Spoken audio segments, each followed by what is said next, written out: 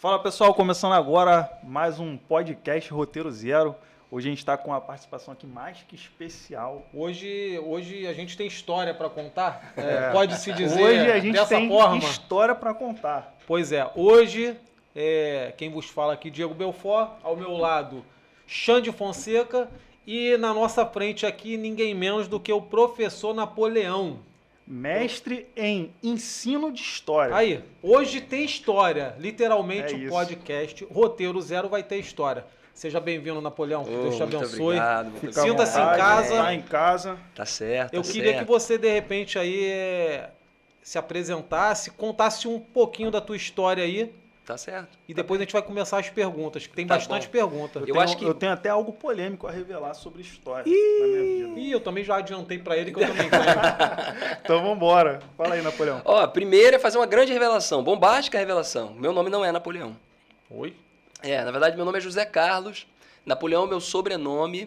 E como eu sou filho de alguém que tem esse nome, José Carlos Napoleão, eu sou o Júnior. Ah, E por top. muito tempo da minha vida eu fui o Júnior. Pra minha mãe eu sou o Júnior até hoje, que a gente nunca cresce pra nossa mãe. Eu, na né? realidade, eu sempre te chamo de Júnior. É, Nunca Napoleão, então. mas aí tem o Napô. Então, aí, quando eu fui trabalhar nos ambientes profissionais, pô, o nome mais marcante vem antes, não é? Como se fosse no quartel, o nome de isso guerra, aí. sabe? E aí, pô, eu ainda virei professor de história, eu me sinto um predestinado, sabe? Pô, professor de história, Napoleão, faz todo sentido na minha cabeça, e na cabeça dos alunos também fazia sentido, então todo mundo me chama de Napoleão. Maneiro. Bom, você pediu para me apresentar, né? José Carlos Napoleão, 42 anos, embora não pareça, ficou surpreso, né? Eu tenho certeza. Fiquei. É, Não tem um cabelo morador. branco, cara? Não, na Pô, barba tem, eu fiz pequenininha pra aqui, disfarçar. 32 anos, olha quanto cabelo Ah, branco. tá pô. bom, tá bom. Morador de São João de Meriti, pô, meritiense muito Zona orgulhoso. Sul da Baixada, né? Coração do Rio de Janeiro, da eterna capital do jeans. Então, nascido e criado em São João de Meriti, trabalho em São João de Meriti, em 2 escolas. Sou casado com a dona Renata, pai de 3 lindíssimos filhos, Daniel, Mariana e Joaquim. Filho da dona Maria, guerreira, que me criou com Maria toda Odora. a força. Pô, família pra ter, Então, família pra ter apelido, cara. Maria, A gente vai sair daqui preso, hein? Tô auxiliador, vendo que... mais apelidada de Dora. Dora. Né? Filho do Zé Carlos, policial militar, inclusive era de Caxias, né? Era do 15º Batalhão. E é isso, acho que já começa a contar um pouco de quem eu sou. Professor de História há 20 anos. E é isso, na batalha sempre. Legal. É. Isso aí. Então eu vou logo fazer minha revelação. Faz aí. Depois eu vou ter que emendar a minha. Que não é minha, mas vai lá. Eu fiquei em dependência em história o meu 2º grau inteiro. Eu fui um mau aluno? É isso? Não necessariamente. Um abraço, professor Augusto. Obrigado por me deixar em dependência. Eu considero que, por exemplo, recuperação, dependência, reprovação são outras oportunidades de aprendizagem. Às vezes o camarada não está maduro naquele momento, ele vai ficar um pouquinho para trás para pegar impulso para avançar de maneira mais saudável. Sem falar que, pô, educação tem a ver com relação, e às vezes a relação não fecha, não dá match, sabe? E aí quando não dá match, pode ser que o camarada não saia bem, pode ser que o professor não tenha comunicado com você especificamente. Então a reprovação não é fracasso, pelo contrário. Cara, ela é uma possibilidade de aprendizado nova. Professor tem isso, né? O cara ou ele é lembrado pela forma que ele apresenta a matéria ou pelo quanto ele cobra os alunos por aquela situação. E talvez o cobrar não seja tão didático, né? É engraçado que uma das perguntas que eu ia fazer era sobre isso. Porque, pelo que eu sei, pelo que eu escutei, a criançada... Qual é a faixa etária dos teus alunos? Então, como eu trabalho com a educação básica, assim, ensino fundamental, 2º segmento, ensino médio, então eu pego aluno de 12 até a idade máxima que você pode imaginar, porque eu também dou aula em pré-vestibular, então ano passado, por exemplo, eu tinha uma aluna de 60 anos. Teoricamente, tu pega a galera, os adolescentes problemáticos, né? Então, mas o foco dos meus alunos é só adolescente. Tá bom. Os problemas inerentes são características. Mas é de 12 a 18, basicamente. E tu consegue lidar bem com eles? Pô, sempre consegui bastante. E talvez eu seja bastante parecido com eles em alguns aspectos. Tu se acha um professor querido? Pô, me acho, mano. Me acho. Pô, o cara fez um bingo lá, cara. Envolveu todo mundo lá na tua casa. Como esse cara não é querido, pô? Me acho, cara. E, Não, mas inclusive tava tá todo aí... mundo de maldade querendo os prêmios. A gente tava né? disputando caneta, pô. Porque Não, mas o eu cara acho tava que lá de esse locutor. é o maior trunfo da minha carreira. Pô, eu não fiquei rico, nem tenho essa pretensão. Eu não sou proeminente na internet. Sou influenciador analógico, mas eu tenho como grande ganho da minha carreira o olhar brilhante dos meus alunos. Quando eu encontro o aluno, oi, professor, tudo bom? Isso, me ganha muito, mano. Eu acho que é importante isso. Então, eu me sinto, sim, muito querido, muito querido. Eu percebi isso que, assim, tu tava lá junto naquela festa e a filha do nosso amigo, que foi até entrevistado aqui, do Tola, encontrou com ele e, tipo assim, ela ainda não teve aula contigo, mas já tava cheia de carinho contigo. Então, assim, ela acho que comemorou, você é aluno do professor Napoleão. Eu fico muito feliz quando isso acontece. Legal. E tinha na festa mais alguns alunos lá. O É Caio mesmo? foi meu aluno, Inclusive, figuraça. aqui hoje tinha uma ex-aluna tua. Que legal, né, cara? Isso é muito importante, muito bacana. Dei aula por muito tempo em Caxias. E do jeito que a pessoa falou contigo, deu pra ver que, assim, marcou. É uma que relação de foi afeto, legal. isso é bom. Isso me alimenta, assim, sabe? Deixa eu te fazer uma pergunta. Tu falou do teu nome, tu falou assim, Sim. pô, quase que predestinado. E assim, o fato de ser professor é uma profissão que realmente ela é inspirada, ou por algum professor, ou vem da própria casa, onde os pais foram professores. Como que foi essa parada contigo? Foi um pouco de todas essas coisas. Quer dizer, eu tive ótimos professores de história. Uma professora Denise Ramos, aqui em Caxias. Tive um professor, Lázaro, que não foi meu professor direto, mas me aconselhou muito, era muito bom. Carlos Prima, tenho contato com ele até hoje. Tive ótimos professores de história. Mas, para além disso, na escola, eu era, aquele moleque magrelo e que sofri bullying. Curiosamente, não por ser moleque magrelo, eu sofria bullying por causa do meu nome. Meu nome soava muito diferente na boca da molecada, e eles me zoavam, Napoleão, não sei o que, me zoavam, e eu ficava triste com aquilo, chorava e tal, e fui reclamar com a mãe, né? Eu, mãe, caramba, esse nome feio e tal. Minha mãe, teu nome é a herança que teu pai te deixou. Maneiro. E aí eu comecei a ter um pouco mais de orgulho do meu nome. E aí fui pesquisar sobre o nome, né? E aí descobri que Napoleão, cara, é o nome de alguém que foi proeminente na história. Foi um dos mais poderosos homens da Europa no século XIX. Ele, chegou ao generalato muito jovem ainda, um pouco mais de 40 anos. Ele era o ser humano mais poderoso do continente mais poderoso da Terra naquele momento. E não tinha muito sentido eu ter vergonha daquele nome, né? E aí eu voltei, confrontei o moleque. Não, sou Napoleão mesmo, e aí? O que tem? Mas, ao mesmo tempo, eu aprendi uma coisa. Para mim, era gostoso aprender história, sabe? Eu sempre curti tanto a história do ponto de vista mais acadêmico, formal, né? De conhecer o que aconteceu no passado de maneira, sabe? Mais canônica, como ouvir histórias. Bicho, me ganha muito sentar com alguém, esse alguém tem um monte de histórias legais, a gente trocar ideia. Eu passo horas com alguém, conversando, simplesmente, para ouvir as histórias que a pessoa tem. Tem essa dimensão também. Então, eu queria ser professor. E aí eu tinha que escolher ser professor de alguma coisa que eu conseguisse aprender, porque a gente só ensina o que a gente aprendeu. Não tem possibilidade nenhuma de você ensinar alguma coisa que você não domina. História eu aprendi, eu gostava de aprender. Então, se eu gosto de aprender história e quero ensinar, é isso que eu tenho que ensinar. É claro, quando você fala assim para a família, você é professor de história, nem todo mundo comemora. Minha mãe me abraçou. Minha mãe falou, não, você quer ser professor de história? Eu falei, quero. Ela, então seja o melhor professor de história que você puder ser. Há 20 anos eu tenho tentado. Eu ia tocar nesse ponto aí, porque eu dei uma vasculhada lá no teu perfil lá no Instagram e tem uma declaração da tua formatura lá pra tua mãe. Sim. E tem uma parada maneira também que você fala que você vive a história de um filme que o seu pai gostava muito, em relação à música que você postou. Como que é essa parada? Então, eu descobri isso muito, muito tarde, né? Eu escolhi ser professor em 2001. Foi quando eu entrei na minha graduação e tal. E aí vivi essa trajetória, me formei e virei professor e vivi uma trajetória com a educação muito bacana. Trabalhei, eu sou professor de estado, sou do município, sempre tive uma relação muito boa com os meus alunos, enfim. E aí, um dia minha mãe me deu um DVD, no Dia dos Professores. Olha, filho, esse DVD aqui é de um filme que o seu pai amava. Isso me emociona, inclusive. É o filme predileto do teu pai, que tem um ator predileto do teu pai. Era o Sidney Poitier, um ator negro norte-americano, o primeiro a ganhar um Oscar, inclusive. O primeiro ator negro a ganhar um Oscar. E o nome do filme é Ao Mestre com Carinho. Eu fui ver o filme. O filme conta a história de um professor de periferia que, embora fosse um intelectual brilhante noutras áreas, resolve ser professor e, sendo professor, ele demonstra um apego, uma empatia aos estudantes, que ele ganha os estudantes e muda a trajetória daquela escola. E isso me explicou uma coisa que meu pai nunca teve tempo de me dizer, né? Meu pai faleceu quando eu tinha 6 anos, então ele nunca teve tempo de me dizer isso. Aquele filme mostrou que o filme predileto do meu pai me mostrou que, de alguma maneira, ele quisesse aquilo. Aquela pessoa, o Sidney Poitier, era uma referência, um modelo para quem ele queria ser. E aí, no final das contas, eu vivo o filme predileto do meu pai. Modelou aquilo ali, né? Sacou? E eu nem sabia disso. Eu descobri isso quando minha mãe me deu esse filme. E eu tive esse insight. Que, no final das contas, o filme predileto do meu pai é a minha vida.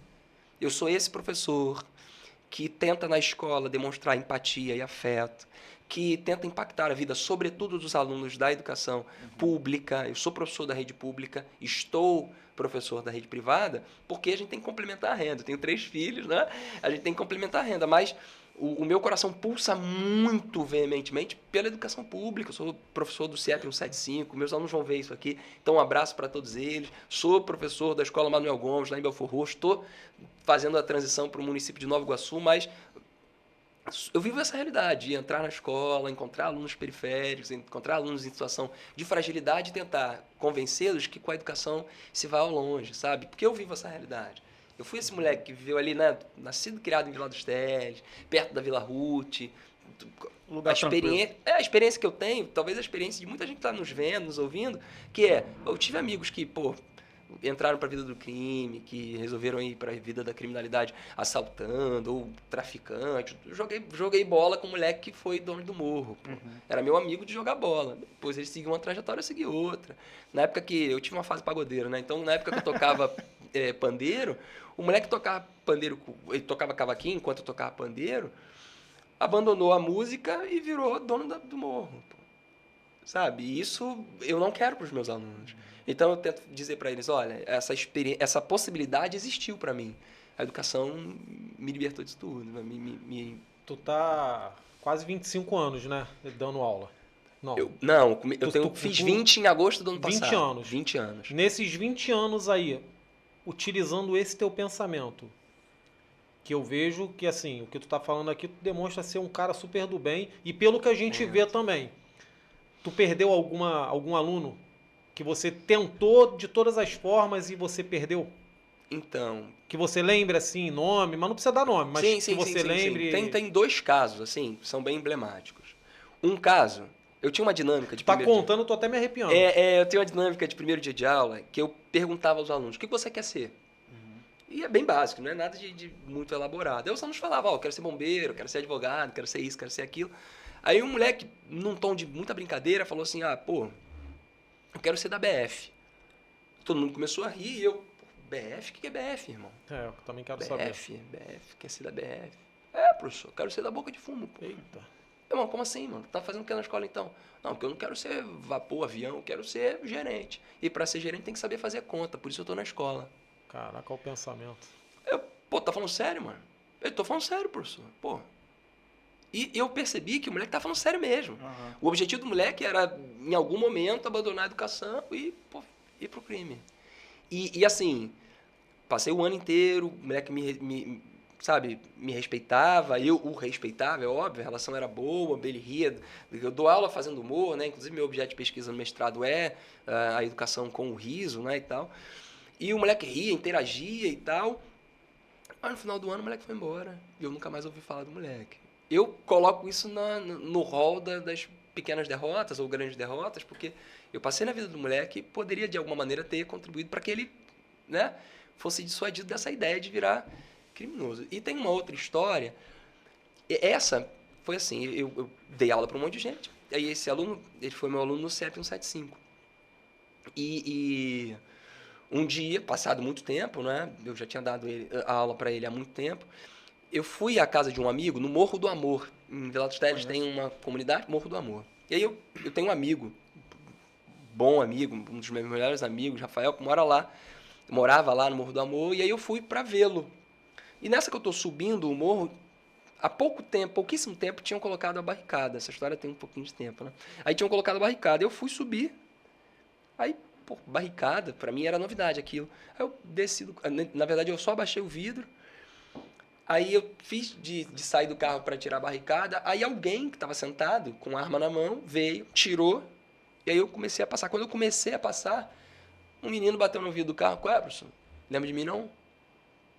Eu olhei, mano, tá fazendo o que aqui, cara? Tá maluco? Como tu era bom aluno, pá. Tua mãe não é crente, mano. Orar por você, eu lembro dessa história, pô. Tu era da igreja e tal. Ele, não. Pô, outra parada agora, professor. Eu, pô, mano, sabe que tu não nasceu pra isso e tal. Ele, não. Começa não. Porque quem, de alguma maneira, movimenta o riso na sala de aula, tem os afetos aflorados. Então a gente ia acabar chorando ali. Se eu continuo falando sobre a trajetória dele, a gente ia acabar chorando. Aí ele, não. Mete o pé, professor. Vai lá. Beleza. Bom te ver e tal. E aí, pra mim, foi um misto de sentimentos. O legal disso tudo é o respeito que ele teve por você. Sim. Mas então, ó, eu vivi uma relação, um sentimento muito duro. Que naquele instante, foi o sentimento... Foi de 0 a 100, pô, ou de 100 a 0, muito rápido. Que eu pensei assim, pô, graças a Deus, o bandido me conhecia. Mas ao mesmo tempo foi, meu Deus, foi meu aluno, ele podia não ser bandido, entende isso? E aí, muito pesado, como professor, ver um moleque que foi teu aluno com uma arma na mão, numa comunidade, e sabe que a trajetória dele tá fadada. Assim, diante disso que você está falando, tem uma parada também da sociedade que é claro que o educar é dos pais, do pai, da mãe, mas a escola ela tem esse complemento educacional também. O Sim. professor tem essa capacidade de inspirar o aluno, tanto pro bem quanto pro mal. Porque o que ele falar ali acaba imprimindo ali. Ó, sabe uma coisa bacana pra gente tomar como referência? Nas comunidades indígenas, nos povos indígenas, muitos povos indígenas, o filho não é filho do Napoleão, do Diego ou de quem quer que seja. É filho da comunidade, é filho da tribo. De maneira que, se eles forem pra guerra e alguém morrer na guerra, aquela criança ela não é órfã. Ela é filha da tribo. E ela vai ter os valores daquela comunidade, ela vai ser alimentada, ela vai ser cuidada, protegida. Então, a comunidade abraça a responsabilidade de educar. A gente, na nossa sociedade, tem a mania de achar que a responsabilidade de cuidar dos que estão na condição de fragilidade é só do pai. Eu sou de uma época em que Vilar dos Teles era um lugar muito mais ameno, muito mais pacato. Se eu saísse da minha casa e me colocasse em perigo, a vizinha ia ver e ia falar, ó, Dora, o Júnior está se colocando em perigo. Se eu andasse de bicicleta num espaço que era ruim para mim, a vizinha falou, tua mãe sabe que tu tá aqui, garoto. Isso aí. Vai para casa. E eu entendia que aquela figura que era mais velha que eu era uma figura de autoridade. Sabe o que eu fazia? Obedecia, ia para casa. Entende? E hoje a gente vive uma sociedade muito individualista e até nesse aspecto.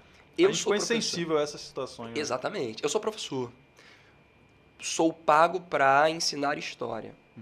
Mas eu não sou professor apenas porque sou pago. E entendo que à medida que eu puder, à medida que as minhas mãos alcançarem, eu vou tentar impactar a vida das pessoas para além do ensino de história. Porque a gente ensina a vida. E o conhecimento, transforma o mundo em muitas dimensões. A gente falaria aqui horas sobre isso. Então, eu acho que isso faz parte. É claro, o por favor e o obrigado aprende-se dentro de casa. Mas na escola também. Também é um espaço para a gente socializar e melhorar a qualidade dessa socialização. Tu tá falando isso tudo aí, às vezes a gente tá na correria do dia a dia, a gente não consegue perceber isso que você tá falando, mas isso que tu tá falando é bem profundo porque isso demonstra o cotidiano que a gente vem vivendo, que é um garoto de 15 anos que não respeita uma senhora de 70, que é o cara que tá entrando na rua dele, tem a barricada, e o maluco novinho lá quer te esculachar. Sim. Porque acabou isso que você tá falando, cara. Hoje não existe mais aquela zona de... Não existe. Cara, esse cara aqui, ele é mais velho do que eu, então eu tenho que respeitar ele. E todo mundo ali em volta, hoje acabou isso. Então, assim, é bem interessante o que você tá falando. Às vezes a gente tá na correria, a gente não lembra disso, mas é real, cara. Cara, é interessante, assim, te ouvir falar, porque...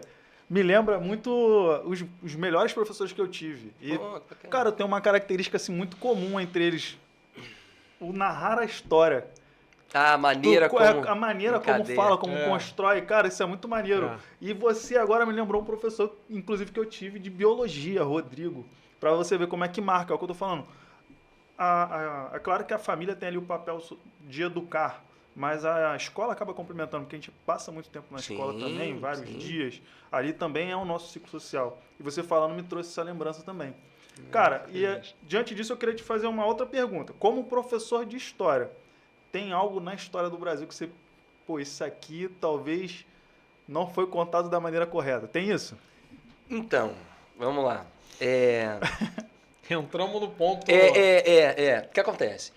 A história, ela é uma ciência Aham. que só é possível por causa da existência de fontes históricas. Então, o que eu falo sobre um tema é resultado da análise dos vestígios deixados pelo passado que eu consigo, né, Construir botar uma a mão narrativa.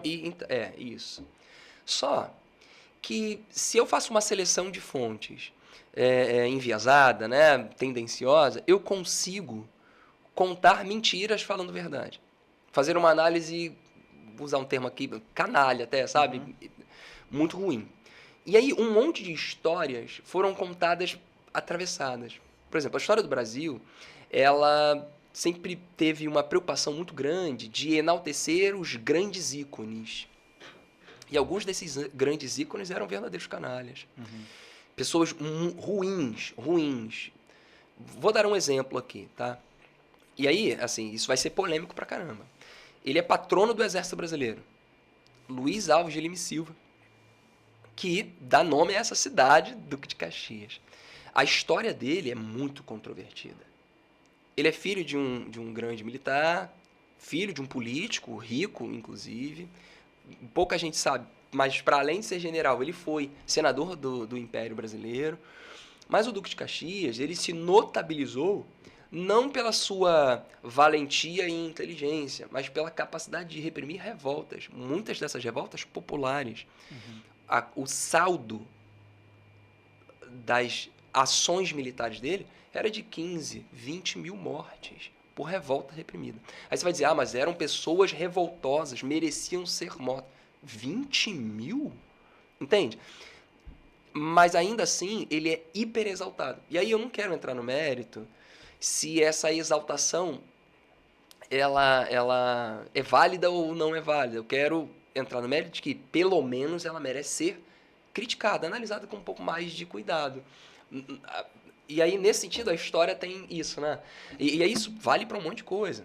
Um monte de história mal contada. Por exemplo, a gente enaltece o Dom Pedro I. Mas a proclamação da independência não resultou de uma ação efetiva do Dom Pedro. Foi muito mais resultado dos grandes fazendeiros daquele tempo, foi muito mais resultado de um contexto europeu que favorecia a autonomia do Brasil naquele instante, sabe? Tem um pouco dessa coisa. E muita história do Brasil é resultado de fake news, por exemplo. Olha que coisa curiosa. A proclamação da República, por exemplo. Espalharam a fake news de que o ministro da guerra, né, o Deodoro da Fonseca, seria preso. E de que o Visconde Ouro Preto, que era o presidente da Casa de Senadores, era o cara que tinha mandado prendê-lo. Mas isso é mentira, nunca existiu. Mas ainda assim, de posse dessa informação, que era uma inverdade, ele iniciou o golpe considerado o golpe da proclamação da República. Então, a história tem essas peculiaridades, né? Essas controvérsias. O que eu percebo assim hoje em relação a isso hoje a gente vive a era da internet, né? E parece que agora, eu acho que vou jogar assim, dos últimos... A Giovana tá com 8 anos, vou botar aí dos últimos 10 anos pra cá, a internet ganhou uma força desproporcional. Gigantesca. Assim, tô mensurando aqui mais ou menos, mas talvez seja mais do que isso. Nesse contexto, você acha que a internet, ela traz verdade, revela essas coisas que foram, né, ficaram obscuras na história, podemos dizer assim? Então, ela é uma oportunidade disso. O problema é que a internet dá voz para todo mundo. E aí, nesse burburinho, né, nessa gritaria, tem vozes que são bastante equivocadas. Tem teorias das conspirações mais variadas que vocês podem imaginar. Mas, ao mesmo tempo, potencializa a divulgação de conhecimento histórico, de verdade. De verdade. Eu sigo páginas no Instagram, canais no YouTube, de centros acadêmicos, né, de universidades que fazem uma divulgação científica séria, preocupada com, sabe, a análise crítica das fontes históricas. Então, ao mesmo tempo que dá voz para muita gente, dá voz para gente que tem muita coisa bacana para falar. Então, é aquilo, né? É bem e é mal. Depende do uso que você faz daquilo, né? A internet é uma faca, uma grande faca de dois gumes, né? Que, assim, a gente tem que tomar cuidado, saber selecionar, ser crítico. A relação que a gente tem que desenvolver com a internet tem que ser de muita cautela. Hoje a internet, até você tem que saber como é que você vai ser crítico, né? Sim, Porque sim. qualquer coisa que você fale que de repente a sociedade não quer escutar, Ganha uma ela dimensão. Você é criticado só pelo título que você coloca. Ah, sim. Às vezes as pessoas nem vão ver a matéria, nem ver o vídeo, nem ler a legenda. Só o título que você colocar ali, Isso é muito uma ruim. retada. Para a gente como sociedade, isso é deletério, isso é muito ruim. Tem um livro que é da Brené Brown, acho o nome da autora, é Coragem de Ser Imperfeito. E ela desenvolveu lá a tese dela de doutorado, e ela diz que numa sociedade onde qualquer prática é hipercriticada, a tendência é que aquela sociedade tente esconder as práticas negativas e nunca aprenda, nunca cresça. Porque, imagina, quando a gente é criança, a gente divide com alguém aquilo que a gente fez de equivocado, especialmente dos nossos pais. E é uma oportunidade de crescimento, sabe, ajeitar a rota. Mas se, quando eu vou falar com meu pai, a primeira coisa que meu pai faz é me agredir ou ser muito duro na repreensão que ele faz, eu paro de falar com ele. E a tendência é que aquela prática não seja tratada. E aí o que é negativo continua dentro de mim ou até piora. Como sociedade, a internet tem um pouco dessa dimensão, né? Qualquer prática é hipercondenada. A prática do cancelamento é muito ruim para a gente como sociedade, porque a gente cria uma sociedade hipócrita, uma sociedade que não trata as suas mazelas. A gente tem que tratar... Bicho, a gente vive numa humanidade que é defeituosa, e é isso que nos caracteriza. Nós não somos perfeitos. Mas ainda assim, quando qualquer pessoa comete alguma coisa equivocada, a gente tem a vontade de apedrejar e às vezes faz isso, esse linchamento virtual, isso é muito ruim. Essa parada aí que você acabou de falar, a gente estava dando um exemplo aqui do general Duque de Caxias e tudo mais. Cara, a história se repete? Porque a gente meio que vive quase que a mesma coisa. Em proporções diferentes, podemos dizer assim. Então, tem um intelectual que diz que a história se repete. A primeira como fato, a segunda como farsa. Mas não, a história não se repete. Não. Do ponto de vista filosófico, jamais. Porque imagina que você entra num rio e sai desse rio. Passados 10 anos, você está na mesma margem, entra no mesmo rio. A experiência não é igual. Porque o rio já não é aquele. E você já mudou. Do ponto de vista histórico, é a mesma coisa. Né? Ainda que eu seja eu mudei por causa das minhas vivências e relações. E o espaço geográfico no qual eu estou inserido também mudou. É óbvio, há semelhanças entre experiências históricas, né? A gente vive um momento histórico hoje que tem semelhanças com outros momentos históricos do passado. E talvez por isso seja tão importante saber história, né? Para conseguir lidar bem com o tempo presente, à medida que o passado pode te dar algumas chaves, né? Mas repetir não repete. Cara, esse lance da história é muito... Cara, na minha vida é muito engraçado, porque eu realmente fiquei em independência no meu segundo grau inteiro. Fiquei em independência no primeiro, no segundo e no terceiro ano. E no final eu ainda tive que fazer as provas para ser aprovado, senão eu não pegava o diploma. Sacou? E aí, olha que parada interessante. Depois que eu saí da escola, eu passei a ler mais. Eu fiquei com ódio. Eu falei, meu irmão, eu tenho que saber de qualquer jeito. E eu passei a ler mais, cara. Mas, ó, sabe uma coisa importante?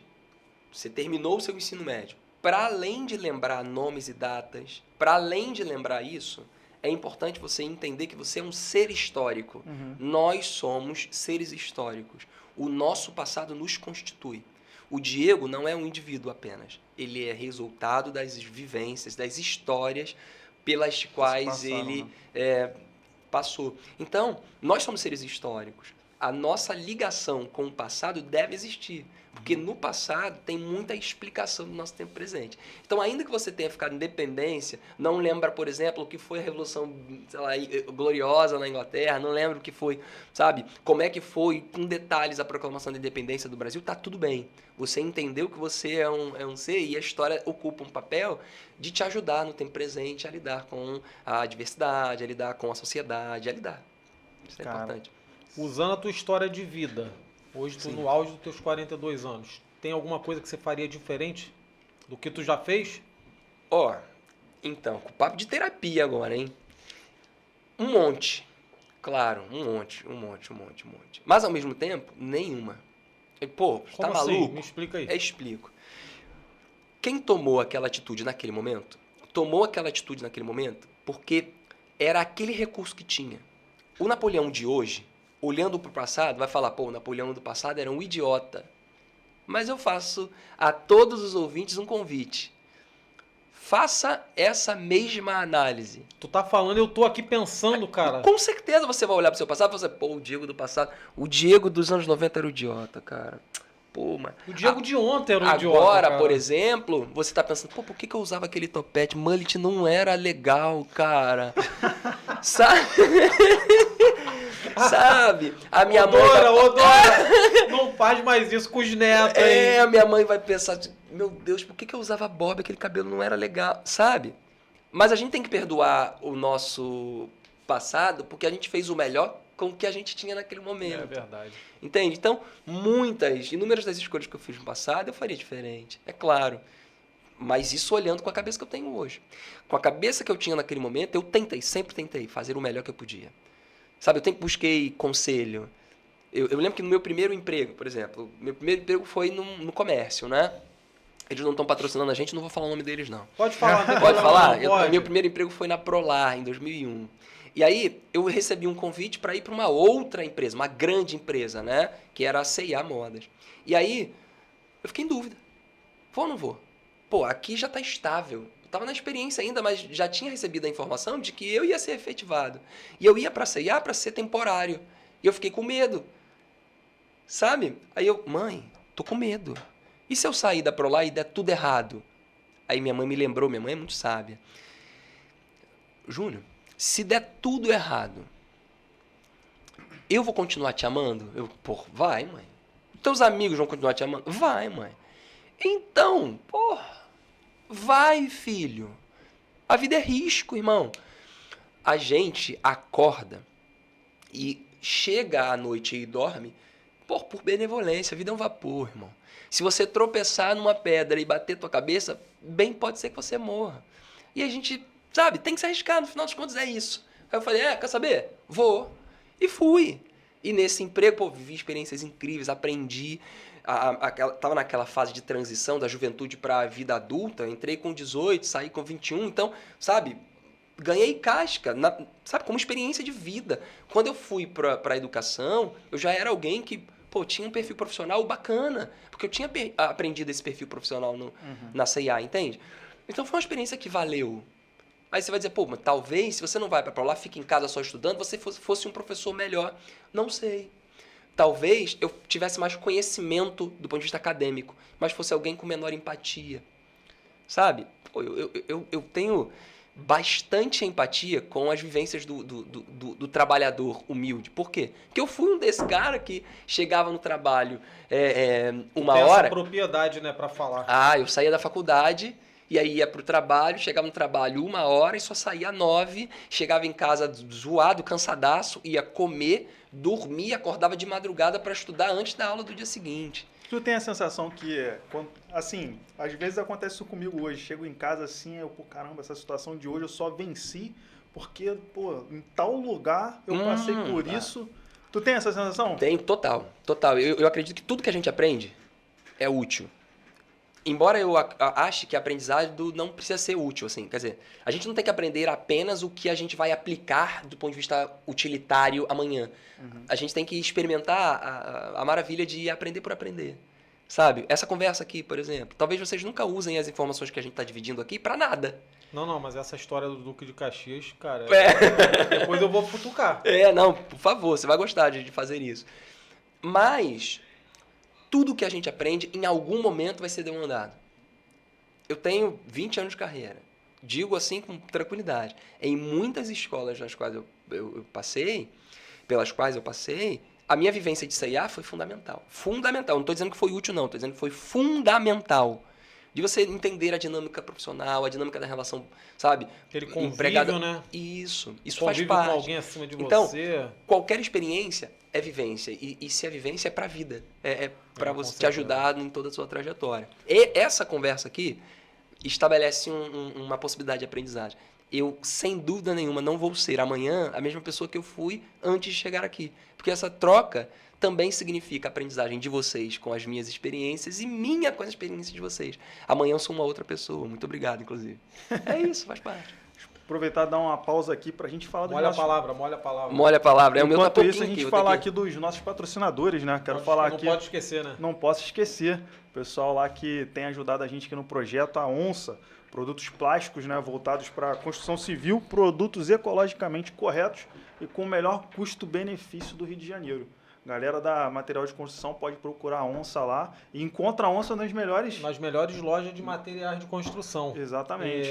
Inclusive na FV Ferragens, que é mais um dos amigos aí que estão colaborando com a gente, conforme o Xande falou, nesse projeto aí. FV Ferragens, você encontra iluminação elétrica e hidráulica, são 3 lojas, uma em Duque de Caxias, no centro de Duque de Caxias, uma em Belfor Roxo, no lote 15, e a outra em São João de Meriti, no centro de São João de Meriti. Passei em frente hoje, inclusive.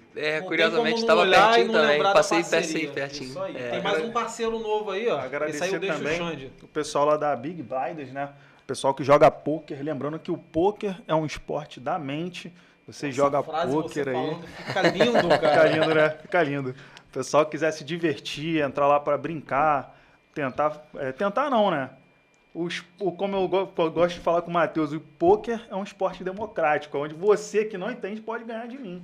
É o que tu falou, né? Até o otário ganha. O otário ganha do esperto.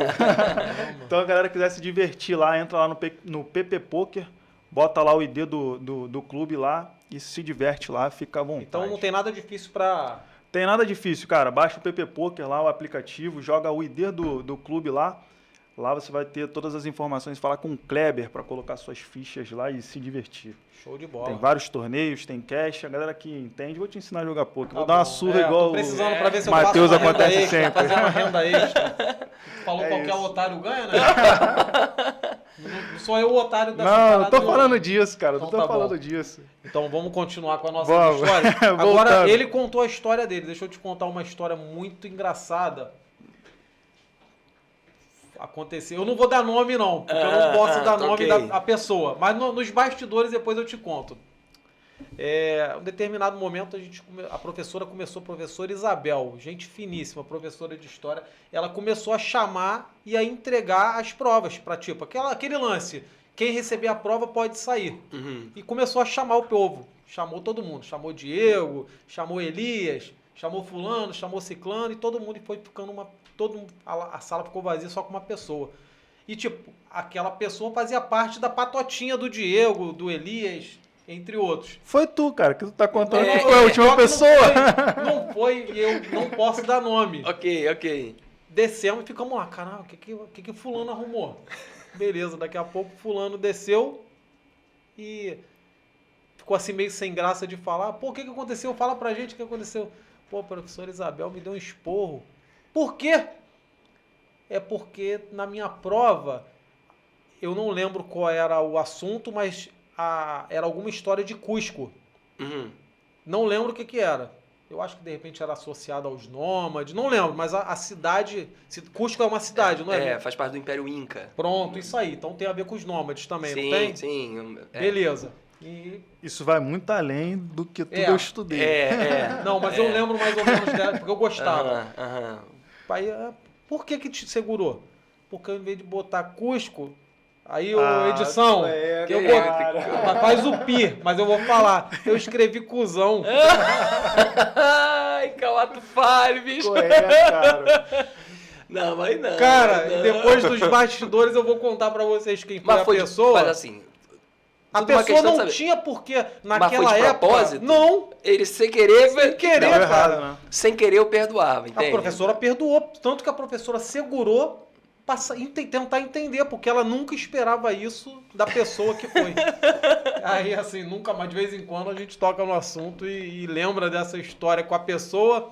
Aí a pessoa, nem ela consegue entender o porquê que saiu aquela palavra. Deixa eu te falar, eu entrei lá no teu Instagram, eu vi lá que tem várias situações assim também. Tem uma parada lá que tu é meio ator também, né, cara?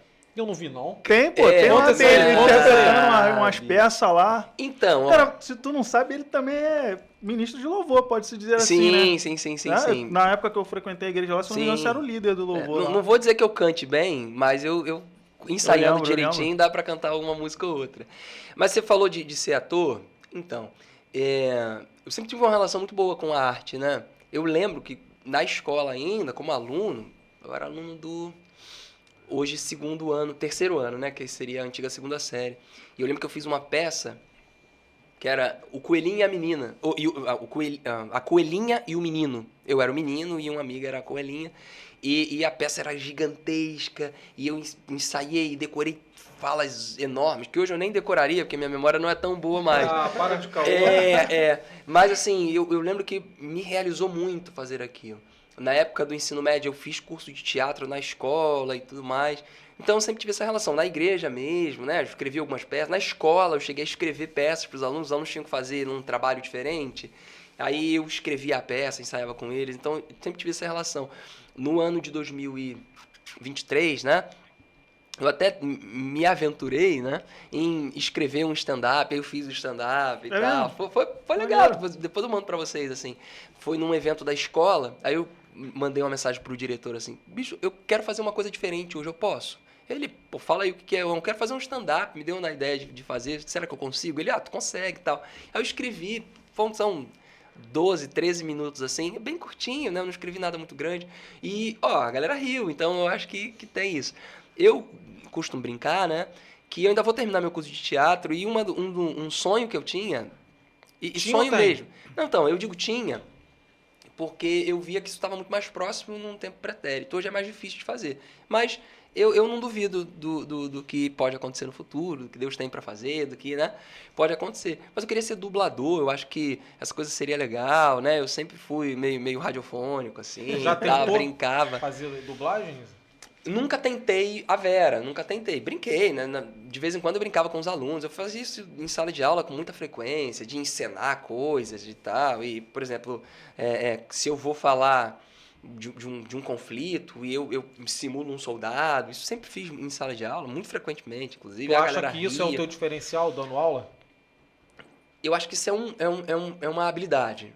Não exatamente o meu diferencial. Hoje eu consigo enxergar, depois do mestrado inclusive, que talvez o meu diferencial seja deixar evidente para o estudante que eu me preocupo de verdade com ele. Eu sinto a dor dele.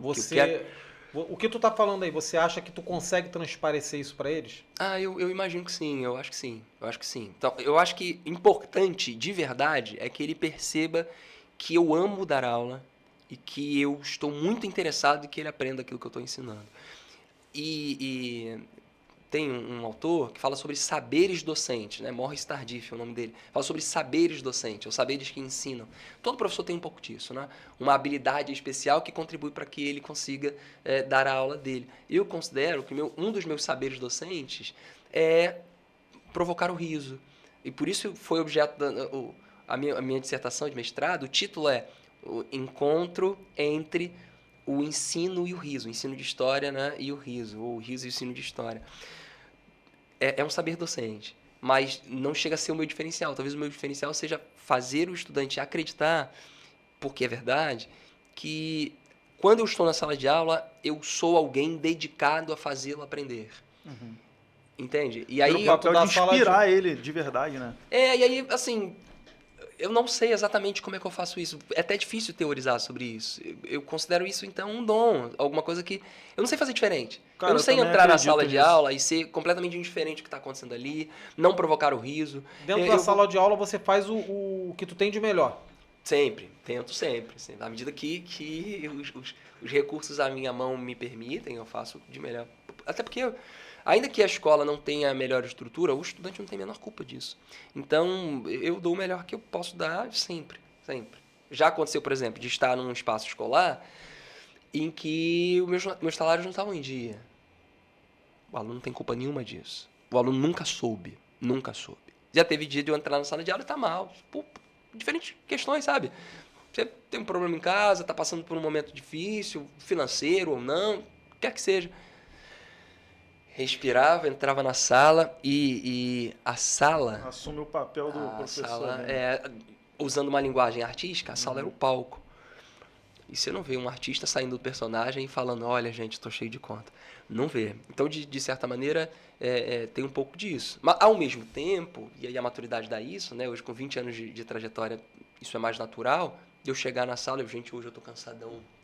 Vamos comigo aqui, dá a mão no tio, para a gente conseguir chegar ao final dessa aula.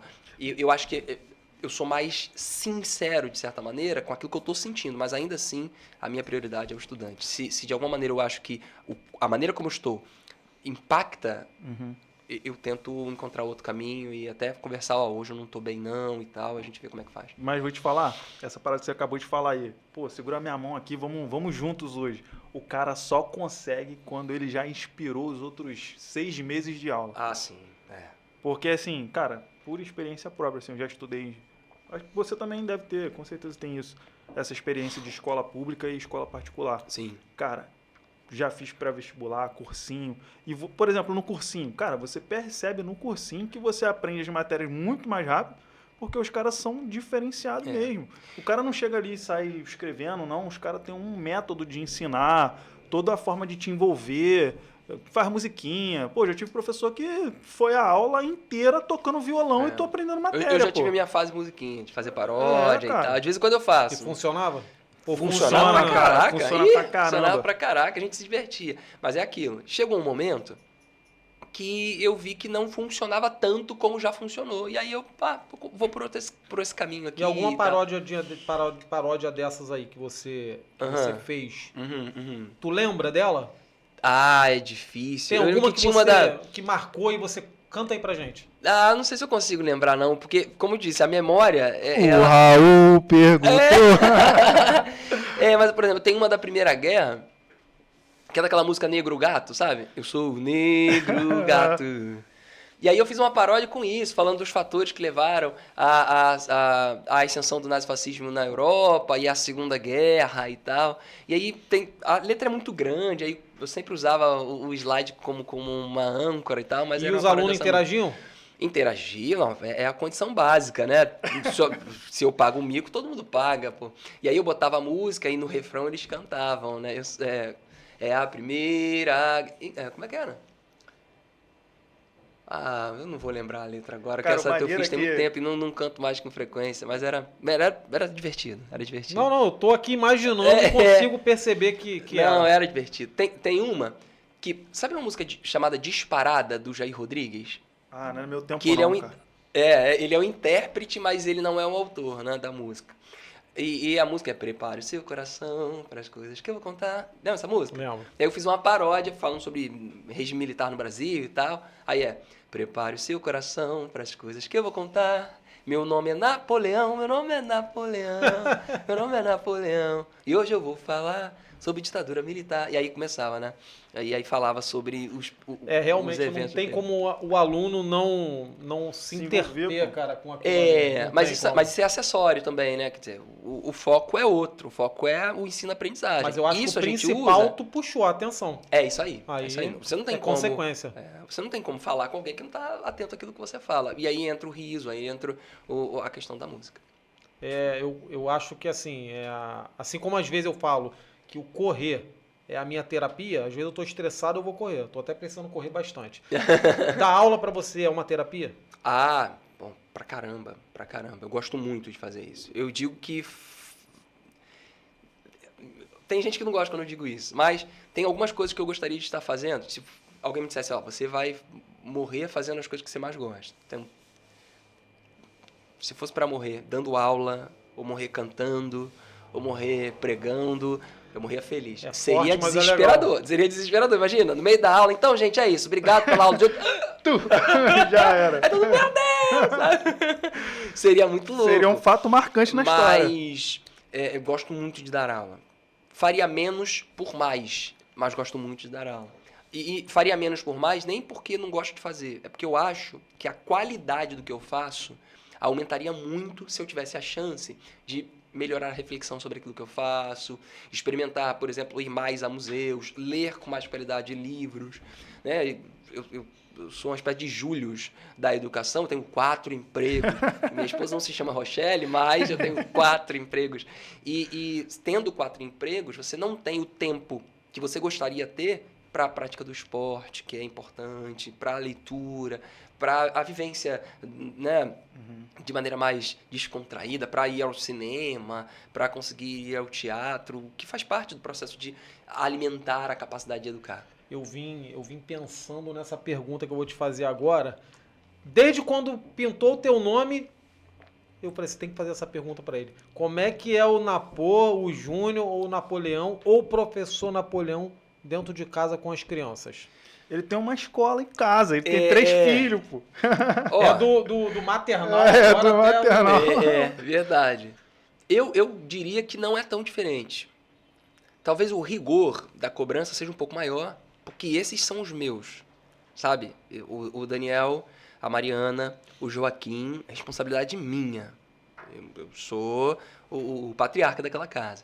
E assim sendo, eu tento não cobrar de maneira que enfim, os incomode negativamente, mas eu cobro. Então, o rigor é um pouco maior. Mas eu sou ainda aquele bobão de fazer piadas, sou ainda aquele de tentar... Vem, filho, fala aqui pro pai o que tá acontecendo, me explica aí. De vez em quando dou aula para eles. Então, ó, meu filho agora tá indo pro 8º ano, né? Ano passado, eu dei aula pro meu filho de fato, né? Revisão pra prova. Pai, você me ajuda aqui? E eu fiquei muito feliz. Eu não contei isso pro meu filho ainda, não falei isso exatamente assim para ele, mas eu dei aula para ele. E aí, depois ele falou assim, pai, tirei mó notão na prova. Pô, o senhor é sinistro. Porque não tem... Eu amo que os meus alunos me amem. Aham. Eu amo que os meus alunos me tenham como referência. Mas eu quero mesmo ser referência pro Daniel, pra Mariana e pro Joaquim. Sabe? Eu quero mesmo, de verdade, que a minha esposa me tenha como um professor de história de referência. Que a minha mãe me tenha como professor de história de referência. Minha mãe é daquela mãe orgulhosa de falar assim, meu filho é professor. Uhum. Ele é mestre em história pela Universidade Federal, sabe? Ele, professor, há 20 anos. E ótimo professor, todo mundo ama ele.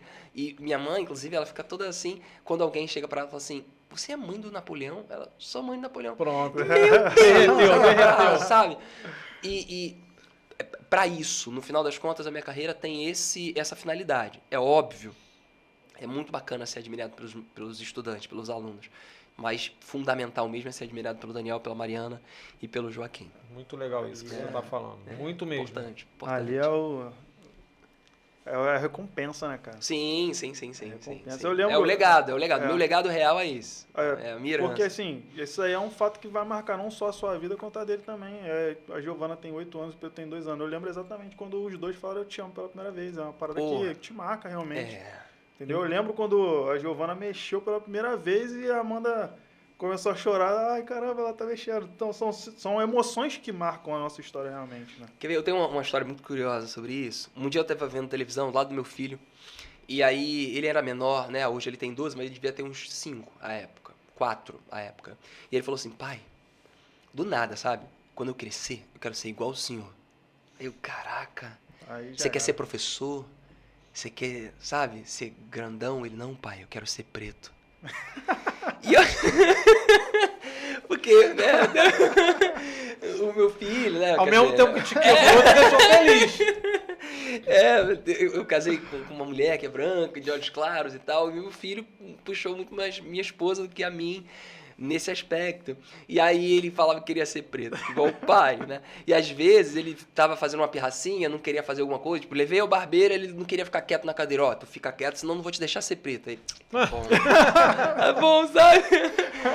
Aí ele acreditava bastante, mas olha que coisa bacana, né? Uma sociedade que, pô, negue quem quiser negar, mas a nossa sociedade é bastante racista, né? Há uma construção de padrões de beleza que não caminham na direção da negritude, geralmente. E o meu filho, com 5 anos, ainda que ele seja, né, influenciado por todas essas informações que eu acabei de dizer, ainda assim ele achava que a possibilidade de ele ser uma pessoa negra era plausível, sabe? Era desejável para ele ser negro. E talvez isso tenha a ver com a O maneira exemplo como também, sabe, ele vê o pai indo. Então, parece muito cômico e é engraçado, mas é mais profundo. Tem muitas camadas aí, sabe? Lógico. Quando ele me diz assim, pai, eu quero ser preto. E eu fico muito feliz, né? Hoje ele fala, é claro, não, pai, o Pai do Céu me fez diferente, tá tudo bem, tá tudo bem. Mas ele ainda fica muito feliz quando alguém diz, caramba, o Daniel faz piada igual o Napoleão. Então, olha, que legal, o Daniel, ele faz as mesmas coisas que o pai. Olha lá, ele anda igual o pai. Ele fica todo, pô, anda igual meu pai. Isso é E impagável, você assim. hoje olha pro Daniel e pra Mariana. Uhum. O Joaquim ainda não, a gente ainda não vai ter essa percepção, mas tu olha para um dos dois, pros dois, você consegue ver um professor de história ali? Então, O Daniel é o professor Pardal, né? Ele é o inventor. Mas ele gosta muito de ensinar e aprender. Então, talvez não seja professor, mas eu não riscaria da lista de possibilidades. Ele está mais para caminhar na direção da engenharia, para ser um inventor. Ele diz isso o tempo todo. Pai, eu quero ser inventor. A Mariana, ela é mais para as artes, né? A Mariana diz que quer ser médica veterinária e cantora, mas quando puder ser bailarina também. Então ela tem Nas horas vagas. ela tem muita ligação igual com a Ana Luísa, arte. quer ser tudo. Ela tem muita ligação com a arte. Então, respondendo objetivamente, eu acho que nenhum dos dois será professor, mas eu não descartaria. Porque essa sensibilidade com o outro, que é muito valiosa para a educação, é básico para quem quer ser professor, os dois têm. Então, em algum momento, pode ser que isso aconteça. E eu não condenaria, não. Né? É claro, eu recomendaria outras experiências que dessem a eles uma seguridade um pouco maior, não é? Porque ser professor no Brasil não é nada fácil, é bem difícil. Tem um intelectual que eu tomo como referência, que é o Milton Santos, e ele diz que ele foi perguntado, né? É difícil ser um intelectual negro no Brasil? E ele diz, olha, é difícil ser negro e é difícil ser intelectual no Brasil. Ser as duas coisas ao mesmo tempo é dificílimo. Né? Então, eu diria, se vocês me perguntassem, é difícil ser professor negro no Brasil? Eu diria, é difícil ser negro, é difícil ser professor, ser as duas coisas ao mesmo tempo é bem difícil. Então, se os meus filhos pudessem escolher uma trajetória que fosse um pouco mais tranquila, eu não condenaria. Mas, ao mesmo tempo, a dificuldade faz parte da vida, leva a possibilidade de musculatura. Eu aprendi com um amigo que ninguém cresce sem pegar peso. Enfim... Na vida também tem um pouco disso, né? As adversidades criam musculatura, são possibilidades de aprendizagem que a gente usa em algum momento. Cara, É isso. você como um bom professor de história cristão, se pudesse deixar uma mensagem para todos os seus alunos, para a galera que te admira, te segue lá na rede social, porque a gente percebe que você realmente é uma pessoa muito querida, né? A gente vê nos comentários, vê nas curtidas e tudo mais. Qual seria essa mensagem? Acredite, né? Assim, eu tenho... Bom, eu acredito de verdade que a educação muda o mundo. Muda o mundo. Eu falei isso para os meus alunos ontem, na primeira aula, geralmente eu falo sobre isso. Que aquilo que a gente aprende muda a gente, mas também muda a nossa percepção sobre o mundo. Então, de certa maneira, o que a gente aprende muda o mundo ao nosso redor. Então, eu acredito muito na mudança que a educação promove. E acredito ainda que a educação tem que ser atravessada, permeada pelo afeto. Então, uma educação preocupada com o outro, atravessada pelo afeto, né, cheia de afeto, de amor, é o que leva o mundo à frente. Então, sejam afetuosos com os outros e tenham preocupação com o aprendizado das outras pessoas. Essa é a grande mensagem. E esse é um papel que pode ser exercido por qualquer um. Se um advogado for afetuoso e preocupado com a aprendizagem do outro, o mundo vai ser um lugar melhor. Se um engenheiro for afetuoso, preocupado com o aprendizado do outro, com o crescimento do outro, o mundo vai ser um lugar muito melhor. Eu tenho uma ex-aluna, uma querida ex-aluna, a Chay Ben, ela sempre quis ser médica. Em algum momento, ela falou assim, caramba, Napô, eu gosto muito de humanas, eu acho que eu não vou ser médica não, porque eu gosto muito de humanas. Eu gosto muito de entender o outro e o que a humanidade produziu de conhecimento. Eu digo, não, você tem que ser médica. Você tem que ser a médica que tem uma empatia que é fundamental para a carreira. A gente pensa num médico indiferente, né, afastado da sociedade, e não precisa ser assim, sabe? Então você tem que ser médica. Uma médica que entende que todo ser humano precisa ser cuidado, todo ser humano precisa de afeto. Isso é importante. Então, sejam afetuosos e preocupem-se com a educação. Falar igual o Pelé. Preocupa com a educação das crianças. Cara, muito bom bater esse papo aqui contigo. O tempo nosso tá acabando, né? Então. Pô, tinha que ter plateia pra fazer. Calma que ainda não acabou, Botar não. na edição. Agora tem aqui o nosso final aqui, que é o grande finale. Que assim, a gente...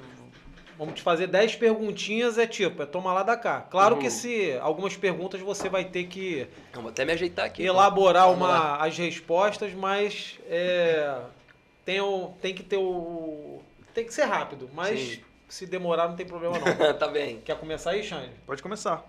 Então faço as 5 primeiro e você faz as 5 finais. Vambora. Então, qual foi o maior desafio que você já enfrentou na sua carreira? Na minha carreira... Pô, eu não consigo identificar um desafio. mas sem dúvida, se manter atualizado, mesmo tendo que trabalhar tanto para manter, né, a rentabilidade, é o maior desafio. Então, conciliar uma preparação constante com uma quantidade grande de horas aulas é talvez o meu maior desafio como profissional. Show. Essa tu tem que pensar bem para não evitar problema dentro de casa. Hein? Se você pudesse jantar com alguém, com qualquer personalidade do mundo, quem seria? Não, é fácil. Tem duas pessoas que eu queria, se eu pudesse voltar no tempo e trocar uma ideia. Jesus e meu pai. Oxe. Meu pai, porque como ele foi quando eu tinha 6 anos, tem um monte de coisa que eu queria perguntar e trocar ideia. E Jesus, porque é o cara, mano. É o cara. Trocar uma ideia com ele, pô, Jesus, me explica isso aqui não tá dando pra mim, não. Você faria diferente no meu lugar aqui, sabe? E esses dois. Os demais a gente consegue aprender pelos livros. Eu vou aproveitar então, pegar um gancho nessa pergunta aí então. Tem um versículo preferido? Ah, tem. Atos 16:31. Crer no Senhor Jesus será salvo tu e tua casa. Amém. Essa é a referência. Vai. Qual conselho você daria para o seu eu de 10 anos atrás? Mas não desiste. Vai dar certo. A gente tem uma mania de ser muito fatalista, de achar que tudo vai acabar e tal. Há 10 anos atrás eu tinha 32 anos, não estava no mesmo lugar da minha carreira e uma série de situações, de dificuldade e tal. Se eu tivesse um pouco mais de otimismo, talvez não seja o melhor termo, mas um pouco mais de crença na possibilidade de melhora, eu teria me estressado menos. A gente se estressa muito, mano, não precisa. Qual hábito mudou sua vida? A leitura, que nem sempre foi hábito, mas que à medida que se tornou, mudou minha vida. Leitura de qualquer coisa, especialmente a Bíblia, mas qualquer leitura é fundamental para nosso crescimento. Aproveitando isso aí, eu vou até falar um negócio que é bem... que eu levo isso para minha vida. Minha avó morreu com 99 anos, o Xande chegou a ajudar bastante no fim da vida dela, e ela sempre falava isso comigo. O saber não ocupa espaço. E ela mandava eu ler, mandava ler jornal, mandava ler gibi, mandava ler revista, ela mandava eu ler. E, cara, e você lendo, tu tá aprendendo alguma coisa sempre, cara. Sabe. Interessante. Nem que seja o que não se deve fazer. Pois mas tá aprendendo. Infelizmente ou felizmente. Mas é isso. Qual foi o momento mais engraçado que você já viveu numa sala de aula? Então, ó, tem uma menina que inclusive ela é de Caxias. Eu tava na aula, ela tava falando pra caramba, não parava de falar, calava a boca. Eu falei, menina, silêncio, por favor, a gente tá aqui na aula e tal. Ela, tá bom, aí ficava quieta e voltava a falar. Eu, cara, tô dando aula, bicho, pô, pera aí, rapidinho. Desculpa, professor. Parava, dava 2 minutos, começava a falar de novo. E aí o que eu fiz? Fulana, vem cá, fala com você. Vem aqui, aí tirei da sala, assim, botei pra fora da sala só para os alunos não ouvirem que eu estava falando com ela, que não havia necessidade nenhuma de constrangê-la. Aí, pô, tá falando pra caramba, tá atrapalhando a aula. Pô, me responde, seu pai ia gostar de saber que você tá conversando tanto? A menina começou a chorar. Eu, meu Deus. O que foi? Meu pai morreu. Meu Deus. Aí eu, caraca. Pensei agora, rápido né? e falei assim, mais um motivo pra você não ficar falando assim, pra dar orgulho à memória do teu pai. Meu pai morreu quando eu tinha 6 anos e muito do que eu faço é pra que eu honre a memória dele. E aí eu dobrei a aposta. Pô, melhor estilo poker, sabe? Tua mãe ia gostar? Quando a palavra tava saindo, eu pensei, cara, se a mãe dessa menina morreu, sabe, eu tô ferrado. Aí ela começou a chorar muito mais. Meu Deus do céu. Ferrou, mano. Ferrou. Ela não ia gostar, não conta pra ela, não. Aí eu pensei, ela tá viva. Graças dela tá viva, aleluia. Então esse episódio me acompanha, muito sabe, boa. bicho, cara? Eu passei muito risco, Essa foi muito boa. Essa bola puxando aí Fala, agora. Xande. Essa daqui eu acho que até que ele já respondeu. Se você pudesse viver em qualquer época da história, qual seria? Essa, por incrível que pareça, essa. Pra mim, pra pessoas de minha característica, viver em outros momentos não seria tão legal, né? Assim, Tu ia sofrer consequências, né? Por exemplo, pra viver no Brasil, essa é a melhor. Se eu vivo no Brasil, no período colonial, eu não preciso explicar pra ninguém que a minha vida seria muito mais difícil. Então, eu acho que viver nesse tempo é bom, assim. Se, por exemplo, eu estivesse no outro espaço geográfico, podia falar de outro tempo histórico, mas é isso, é esse agora. Qual foi o melhor conselho que você já recebeu? Melhor conselho que eu recebi. Pô, eu recebi tanto conselho, porque eu sempre fui de buscar conselho, sabe? De chegar no tio, Tu chegar falou na isso no tia, início chegar na do mãe. nosso bate-papo.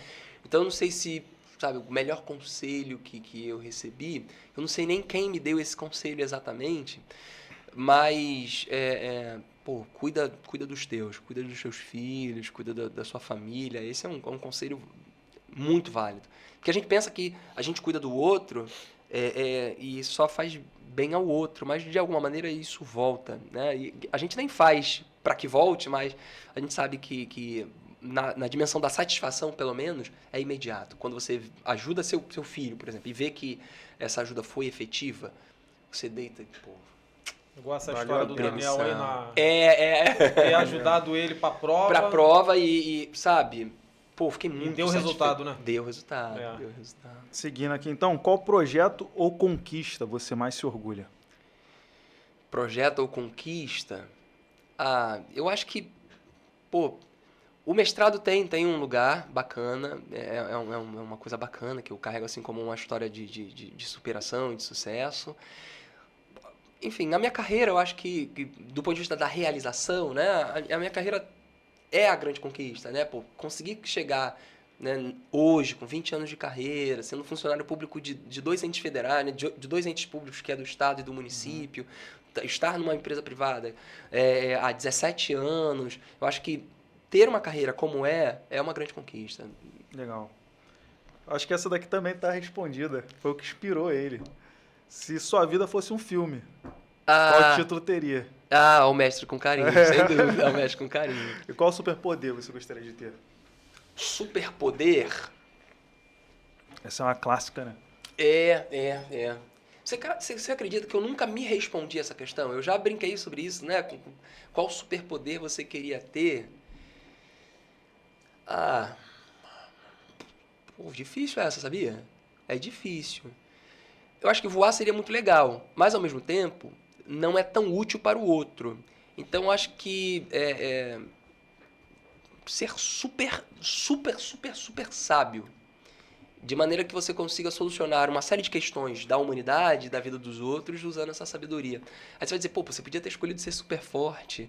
Não, mas eu acho que a ideia vai mais longe que a força. Então, eu acho que ser super inteligente, super sábio, assim, sabe? Tipo, Faz sentido. É isso?